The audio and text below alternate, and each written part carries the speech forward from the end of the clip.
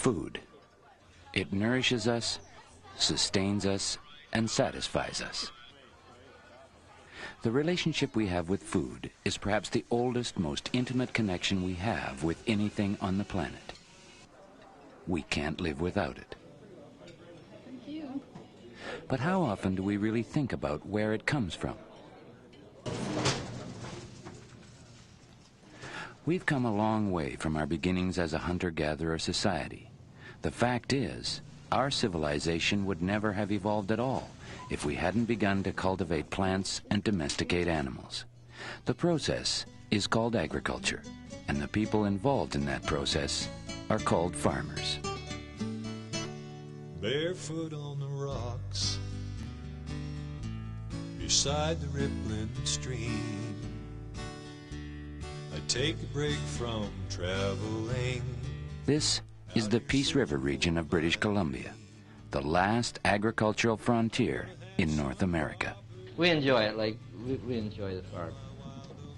There's a certain life that goes with farming, and that's sort of a choice of being natural, living off the land. I just don't want to live anywhere else but the Peace. I'll be out there in the fields, no fancy cattle and plowing up the garden patch, building a chicken pen, raising up my family, grown tall like the weed. There's no place that I would rather be, living in the quiet of the peace.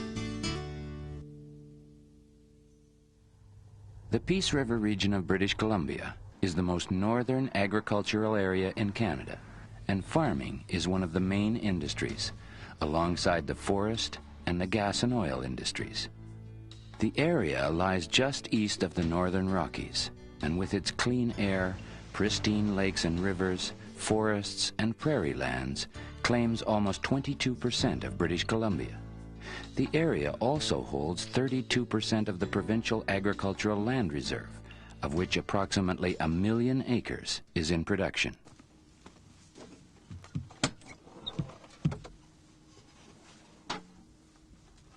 One of the things I noticed when I moved up to the Peace was that I was dealing with a lot of farmers who had cleared their own land and who had developed their farms basically from nothing, and having a vision for the future, seeing it in their mind and then making it happen. When I came here, we had no roads, we had no telephone, we had no power. I just loved it, you know. I mean, you had to use your own resources. The pioneering spirit is still very much alive in the Peace. It's one of the last areas left in the world that still has that old homesteading atmosphere.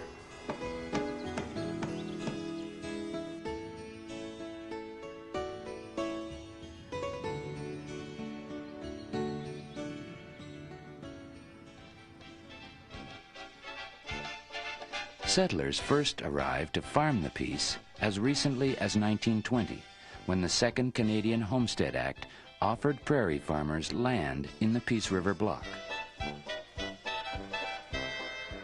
When the railroad arrived in the early 30s, the area went on to become the largest inland grain shipping point in Canada.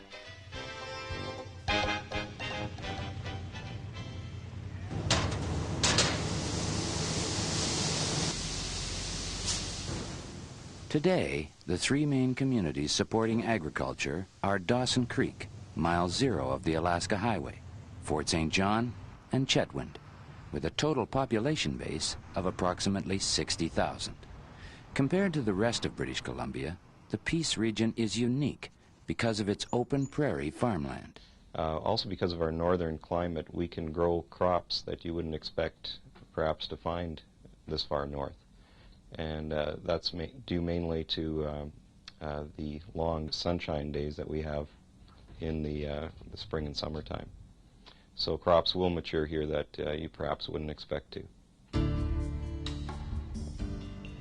These long, warm summer days allow more than 1,700 farms to produce everything from grains, oilseeds and fescue, to tremendous forage crops, resulting in a vital livestock industry.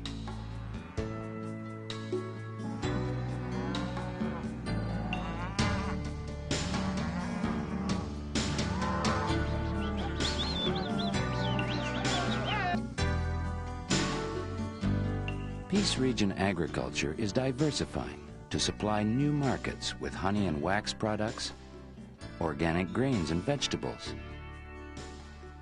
unconventional livestock, value-added products to, well, just about everything. This is the breadbasket of British Columbia, and it produces some of the finest agricultural products in the world.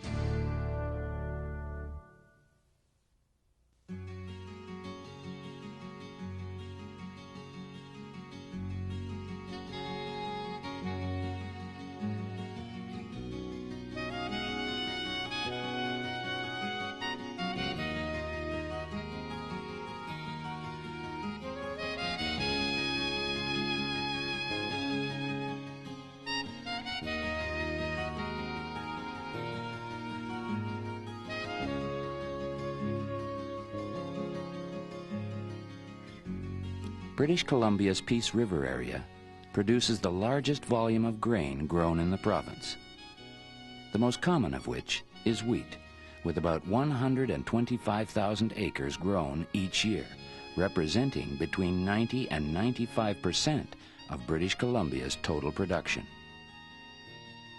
Virtually all of the canola in the province is produced here, with a total of 100,000 acres of the yellow-flowered oilseed grown annually. Oats, barley, and an increasing acreage of field peas are the other major field crops grown in the region.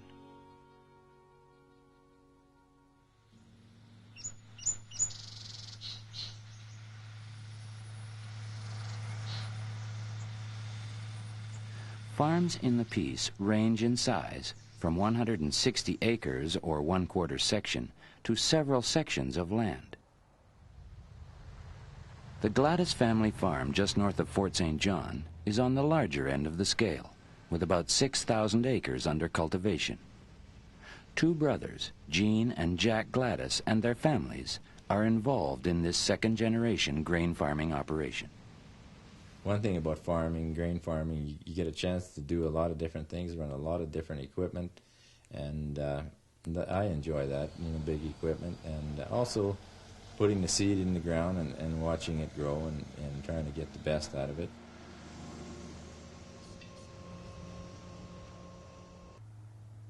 In the spring when we're seeding, everybody has their job, and we kind of move from field to field, and we try to average around 300 acres a day seeded. Like the seeder goes every day, and we only run one seeder, so we try to average around 300 acres a day.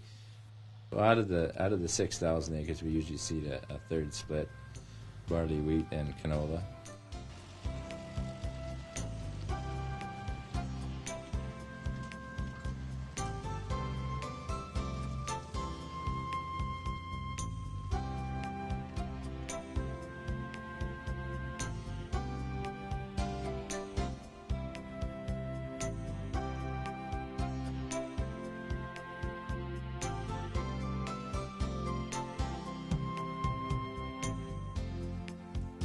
The harvest is usually that's your bread and butter. That if you don't get after it during the harvest, you really that month or whatever in the fall, that's basically your year there. So we go as hard as we can, for the harvest. But if we get an early start, like say middle of August, you can get a chance to enjoy it. My brother Jack, he runs the combine, and he basically looks after the combine end of it, setting them and in the field. We've got, radio communication between the trucks and combines.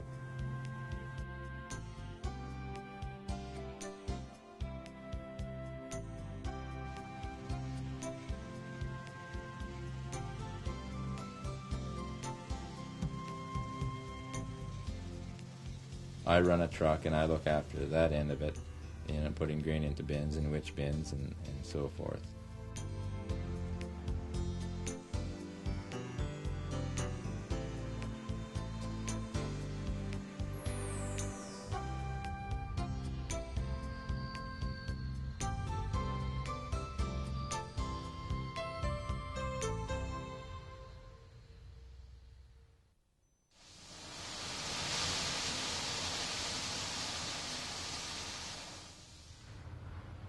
Wheat in Western Canada, approximately 75% of our wheat is exported, and 25% would be consumed domestically. And so in the piece we would be very close to those kind of numbers as well, where a lot of our wheat grown here would be going into the export market. The barley market is usually domestic, other than the malt barley, which there's been a strong export market for lately. Canola, approximately 50% is for export and 50% for domestic crushing. Oats, we grow fantastic oats in this country, really heavy oats, and usually we can get them into a premium market, a pony oat market, either in the Fraser Valley or down in California.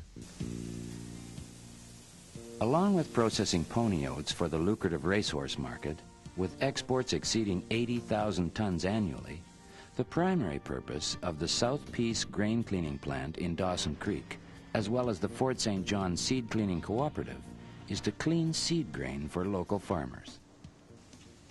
What happens when the combines start running and the farmer feels that that is a good seed crop, or he wants to keep that for seed, he'll book the wheat in here, or barley, or whatever the product may be.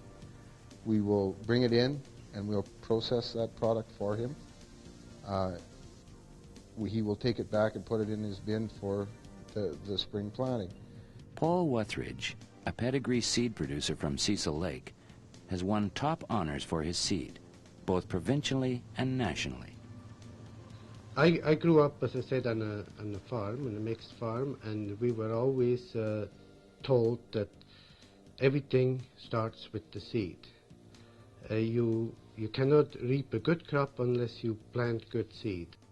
When we're talking about pedigreed seed, there's very strict rules and regulations to produce it, and you can't have very many weeds in it. When you look at the field, when we have wheat, that's all you should see, nothing else in it, and or barley and oats the same way. In order to maintain a healthy land base, new farming technologies are being implemented.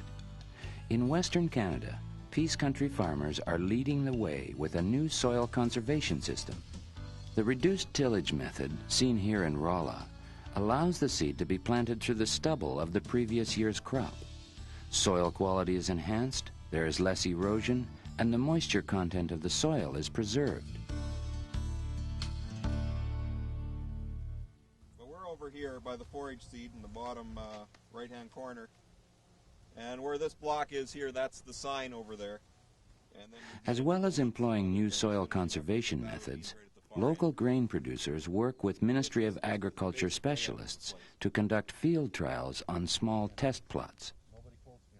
One of the purposes of the small plot trials is to first of all show that a crop can grow here, to show which varieties grow here the best, and then to do some of the research trials that show, for instance, the best way of fertilizing, or the best time of seeding, or the best way of harvesting. So then you start working out some of the bugs in your production system as well, on a small scale, where like I said before, where the mistakes are cheap, as opposed to a field scale where they're much more expensive. okay, well, let's move down. One of the things we have to keep in mind is that crops like field peas or canola were unconventional crops at one time, and so doing the work now may not yield another canola for us to grow here in the next year. But 10 years down the line, or 10 years from now, we may be starting to grow these crops, and it may be very, very beneficial to farmers in this area at that time.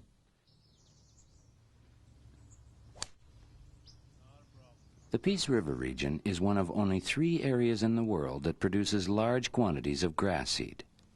Creeping red fescue is the most common, with over 10,000 tons harvested and exported annually to be used in turf grass production, lawns, golf courses, and so on. Creeping red fescue is also a member of the forage seed family, used to produce feed for livestock. Forage seed research scientist Dr. Daphne Ferry. When we talk about forage seed, what we're usually referring to is seed of grasses that are used in agriculture, and amenity grasses that are used in golf courses. And the other species we refer to with forages are legume crops like alfalfa and the clovers. We not only produce large quantities, but our yields are very often far superior to other regions. And there are very few countries in the world where you get the precise requirements of the prolonged cold temperatures, the day lengths, and the combination of day length and temperature for seed production of forages. And that has greatly contributed to the success of this region for forage seed production. Not only is the seed exported throughout the world, but because the Peace is so successful at producing forage crops, the region is able to support a massive cattle industry. Throughout the summer and fall, much of the forage crops in pasture lands is actually harvested by grazing livestock and wildlife.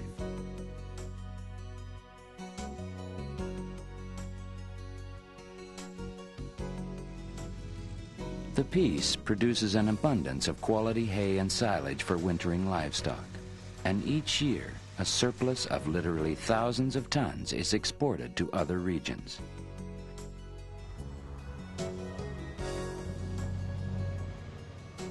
From the vast fields of golden grain to its lush green pastures, British Columbia's Peace River Valley is fertile ground for an increasing variety of quality field crops.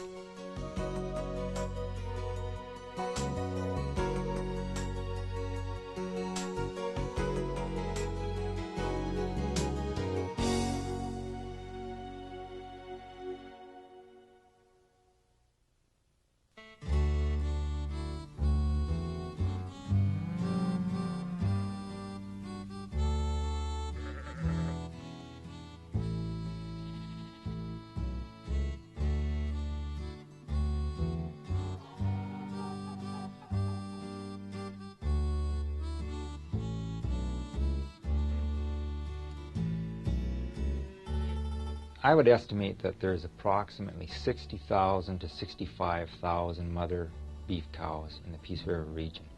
And that probably includes a younger herd than most regions. Our herd on average is probably in the neighborhood of 5 to 6 years of age, and that's probably a fair bit younger than we see just across the border. We produce good quality cattle that are in demand. The cattle industry in the Peace includes over 500 cow-calf producers, with herds ranging in size from just a few cows to over 1,000 head of cattle.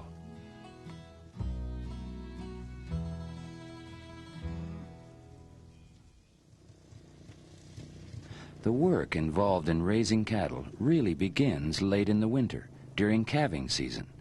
Local cattleman Sam Martin. When we're calving in the cold weather, it's a tremendous amount of work. Usually check every hour and a half to 2 hours. After it gets down to minus 10, 20, then the ears freeze immediately. You have to put earmuffs on them, bring them in, warm them up. And the work is tremendous, but the benefits we feel with the heavier weaning weights is worth the effort.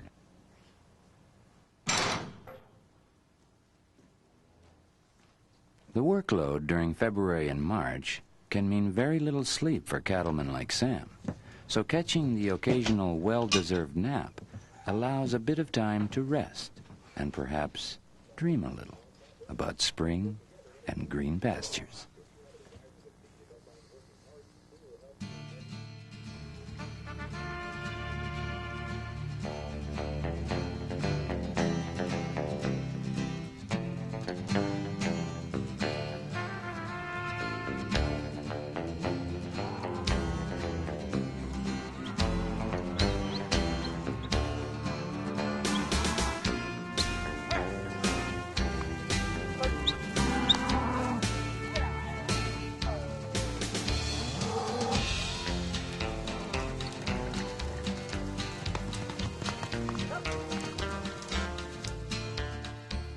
Most cattle producers in the Peace region utilize government rangeland for grazing their herds. And wherever cattle roam, qualified riders look out for the herds throughout the summer grazing season, from late May to the end of October.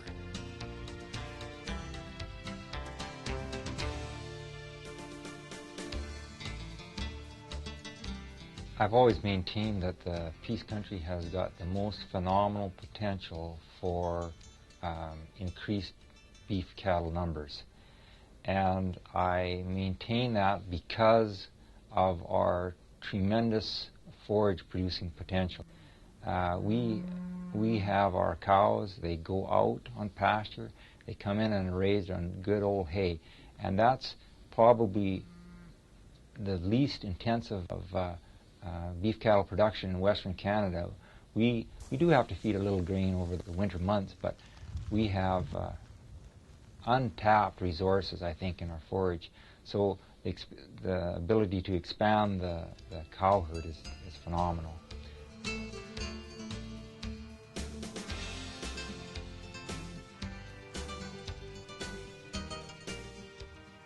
Cattlemen of the BC Peace continue the exciting tradition reminiscent of the Wild West, rounding up the herds in the fall.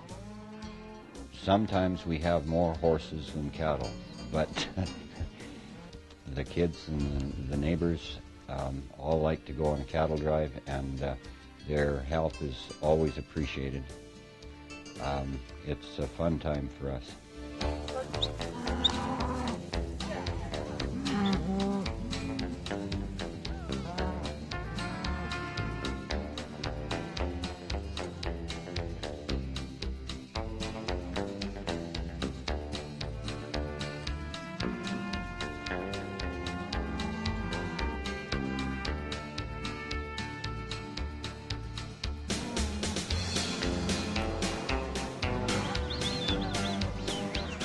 Here at the Beaten Doig Community Pasture, the cattle are sorted through a corral system into each rancher's pen. From here, they are either hauled by truck or trailed home the old-fashioned way.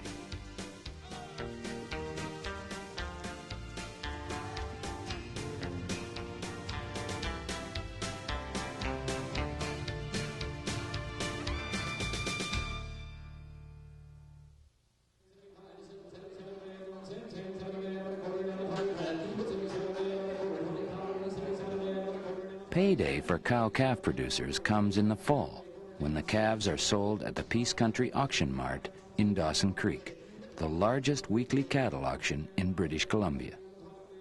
The biggest thing I think that speaks of the quality of the Peace River cattle is how our calves consistently top the market in the fall of the year, weaned calves. Consistently, we know we have good cattle, and so do others. I think that's a real good indication of how we're meeting the demands of the industry. The Peace produces superior quality heifer calves. Many are exported, but a good number of them remain here to be wintered and then bred in the spring to replenish and increase the cow herds. An operation involved in backgrounding steers is the farm of Leo and Marge Copes of Cecil Lake.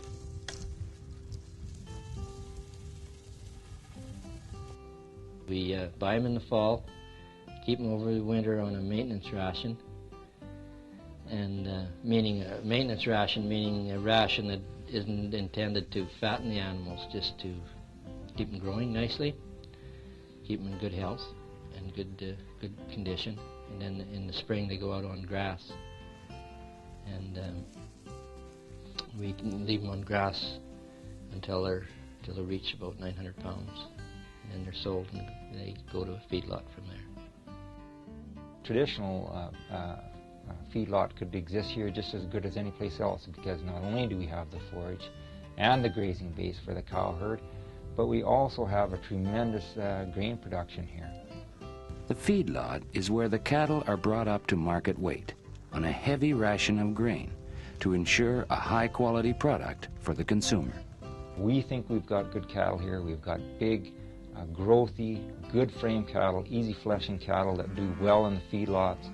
and have good health records. And it's not only us that think that.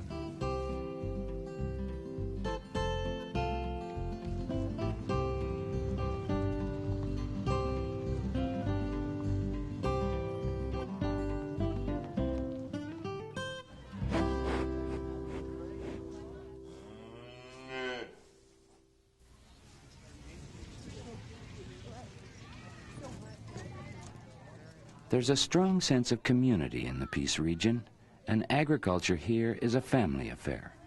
Local 4-H clubs give young people the opportunity to gain some hands-on experience and perhaps win first prize for the care and attention of that special animal.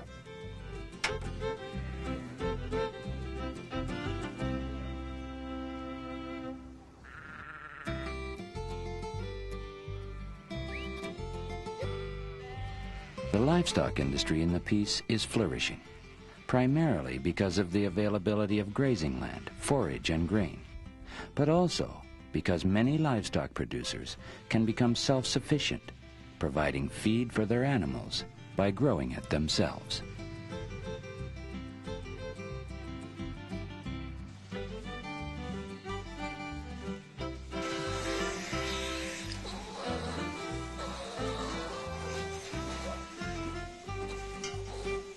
On dairy farms like that of Paul and Viggo Pedersen, cows graze on the meadow in summer and feed on a rich diet of silage in the winter.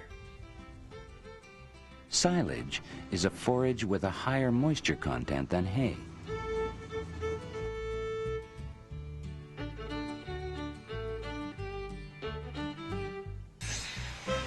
Like dairies everywhere, work starts early in the morning every day of the year, and each cow produces an average of 24 liters of milk a day.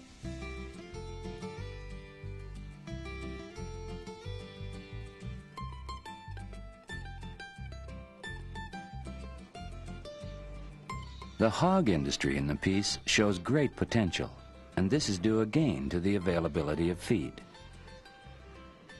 Bob Atkins of Rose Prairie produces over 1,000 market hogs each year. He raises genetically superior hogs on a high-quality diet of hull-less barley and wheat, which Bob grows himself. A byproduct of the hog industry is manure. This valuable fertilizer is utilized very well in the Peace because of the area's lack of urbanization, so farmers here can spread the manure without receiving public pressure.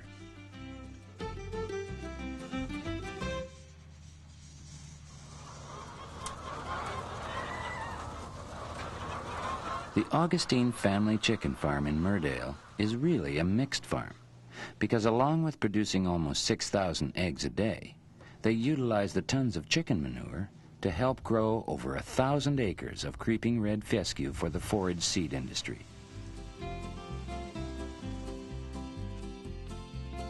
Long considered the rancher's best friend and working companion, the horse holds a special reverence in the Peace. There are more horses here than in any other region in British Columbia. And unlike many areas where only the affluent can afford them, here, horses are available to just about everyone. Everybody rides, everybody trail rides. They're in the beautiful wilderness areas around or just on the ranch areas. There's all sorts of riding opportunities here.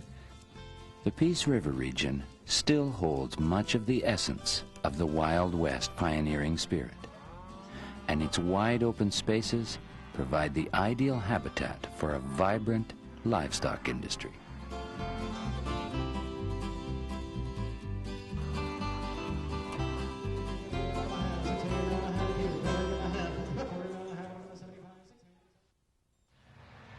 The farming of the BC Peace began in the early 1920s, when pioneers cleared the land to make way for what would become an incredible grain industry. Today, grain production still drives much of the economy, as does a major cattle industry. Agriculture in the Peace has always been strong, and is now changing to embrace new opportunities and challenges. Farmers may diversify for a number of reasons. One is to help offset the risk of providing only one product to a fluctuating market. Other reasons may be to explore opportunities available in specialty markets, or just the adventure of trying something new.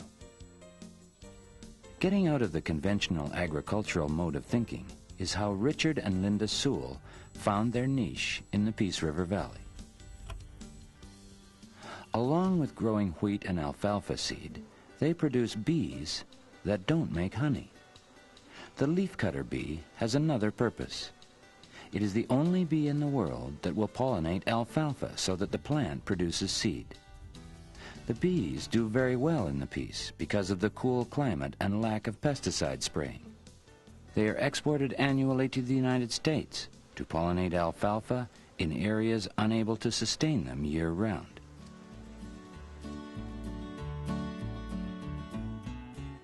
As well as leafcutter bees, the Peace is also home to the honeybee. Although only about 10% of British Columbia's honey producers are in the Peace region, they produce about 1/3 of the province's honey. Where 50 pounds of honey per hive is considered average worldwide, in the Peace, the average yield is from 150 to 200 pounds. It's partly because of the concentration of flowers in the fields. The canola fields and the clover fields are our primary sources. And because there are so many blossoms, the bees can really bring in honey. And the other thing that factors in is our Peace River long days. The bees can get in probably twice as much flying time on a warm day as they can anywhere else in the province. The Peace River region is known worldwide for the quality of honey produced here. Its value is in its light color and mild flavor, making it a very pure product. It is also perfect for blending with darker honeys produced in other parts of the world. One of the things that people often don't realize that's a very important part of a beekeeping operation is something that really doesn't provide a whole lot to the honey producers, but it's the services that they provide to the other segments of agriculture, and that's the pollination services. We can increase a seed yield any place from 3 to 10 times just by pollinating with honeybees. So the service that's provided to the rest of agriculture is really important in terms of food production.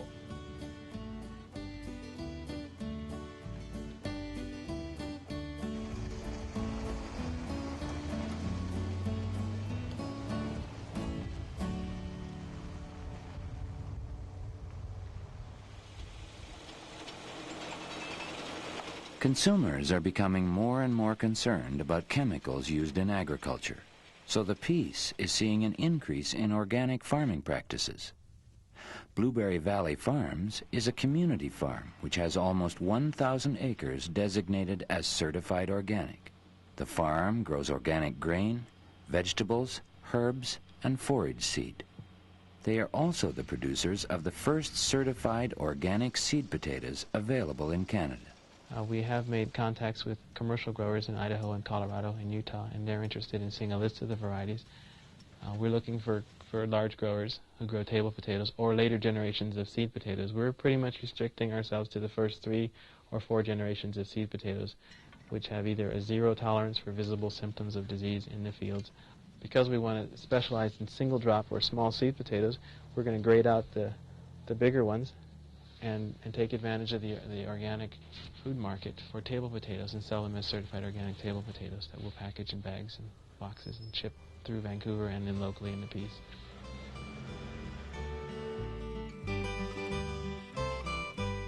Some of the richest agricultural land in the region is found along the banks of the mighty Peace River and its tributaries, where a microclimate exists, creating an ideal environment for market gardening. In spite of the fact that the gardens are situated north of the 55th parallel, they produce hundreds of tons of fresh vegetables annually. Pretty well most of what we grow is grown without any chemicals whatsoever. We tend to get a few more weeds that way, but I found over the years that I always get a pretty good crop, and the weeds tend to help the soil. They tend to put organic matter back into the soil, and And they're a natural part of the environment that we have to learn to live with rather than trying to fight all the time.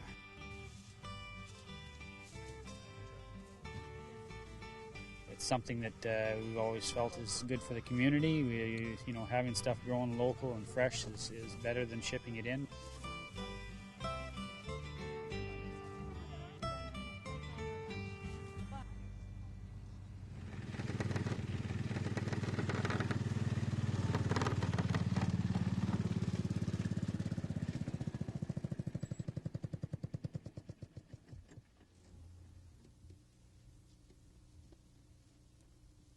Perhaps the most significant form of agricultural diversification in the Peace at this time is game farming. Bill Field of Ground Birch, a cattle rancher for many years, has now expanded his ranch to include bison and reindeer. In Canada right now, the only reindeer that are actually available to anybody come from the Peace. There's a few who's been sent now to Quebec, Ontario, some to Alberta, but the demand right now is we can't keep up. If we had 5 times, 10 times the animals we got, we couldn't keep up to the demand. Reindeer are renowned for their exceptional antlers. The velvet is highly valued by the Asian community for its medicinal properties, and buyers come right to the individual farms to purchase this highly specialized commodity. Is that one? Both the same. This is the meat. The last 2 years now, all our antler stock has been sold to the U.S. Our meat has gone to local, plus to Vancouver. And all our breeding stock is, we just can't keep up to the demand for breeding stock. It's a good market right now. Game farming is one of the fastest growing industries in the Peace, and the variety of animals raised here is expanding yearly.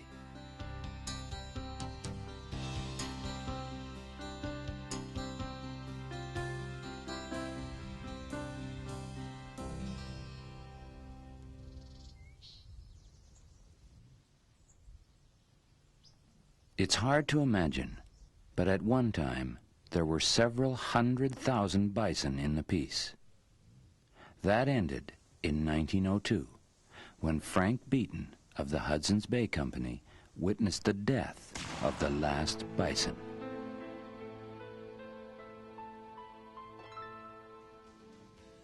Today, they're back, and over 5,000 of these majestic creatures roam some 40 ranches in the BC Peace. One of the largest commercial bison herds in North America is that of Loisel Ranches in Dawson Creek. The main reason we diversified into bison was because they were native to the area. They used all the natural feeds that were available. They could look after themselves. And so I guess the biggest secret to raising bison is to just provide the environment for the bison to flourish. And that's probably one of the biggest things we had to learn from being in the cattle business as well as the horse business, is that we learned a lot about the animal behavioral patterns of the buffalo. And that's really where we designed our system off, was to suit the buffalo, not to suit us. And I'd recommend the industry to anybody.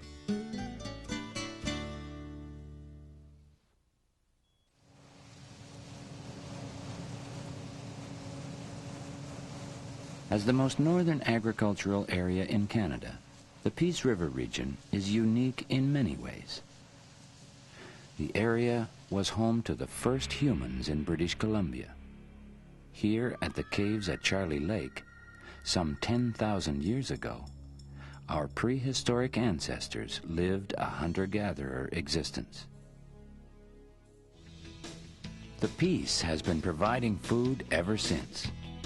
Today, with the rich diversity of products and potential for new commodities, the future looks very promising. There's many, many products out there that we haven't thought of, that people in other parts of the world will buy, and of course we can produce them here with our unique climate. And I think we should do a lot of work in that area. Value-added and processing industries are beginning to emerge in the Peace because of the wide spectrum of raw agricultural products. Some of the grain from the region is now being locally processed into flour. The Organic Flour Mill and Bakery in Dawson Creek produces organic flour and bread unequaled anywhere in the world.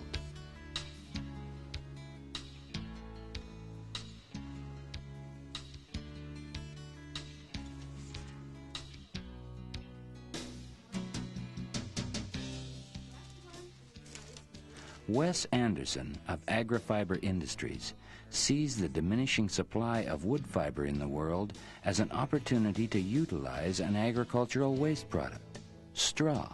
We, through some research that we've completed over the last couple of years, have discovered that fescue straw, which is the aftermath of combining fescue seed, it's the stuff that comes out of the back of the combine after the farmer harvests it for seed, is a very strong, very fine fiber that makes an excellent quality particle board. Value adding is also seeing its way into cottage industries, like that of Woolly Acres, where Trudy Kaufman processes the wool from her sheep into rovings for weavings and bats for quilts. She also produces finished products, like comforters and sleeping bags.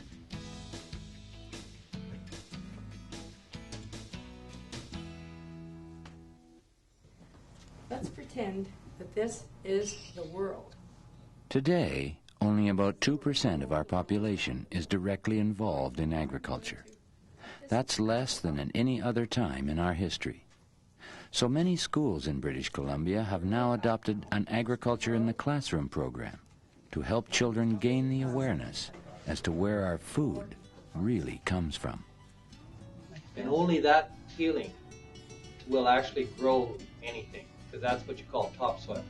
And lots of times topsoil is only about 6 inches deep over the land. In other places it could be deeper, in some places it's even thinner, and that's the only part that actually will grow food that you can eat. That's not very much, is it? Everybody knows the Peace River is kind of the last frontier. You don't see the big factories and that sort of stuff. And I think that that's a real feature of this country that is really different than a lot of other good agricultural producing areas. I think a person's really fortunate to be able to be a part of a farmer's life. Once you get used to the wide open spaces, it's pretty hard to give it up. I'll be out there in the fields, gonna fence the cattle then, plowing up the garden patch, building a chicken pen, raising up my family, grown tall like the weed. There's no place that I would rather be, living in the quiet of the peace, raising up my family, grown tall like the weeds. I know that there's a place for me, living in the quiet of the peace.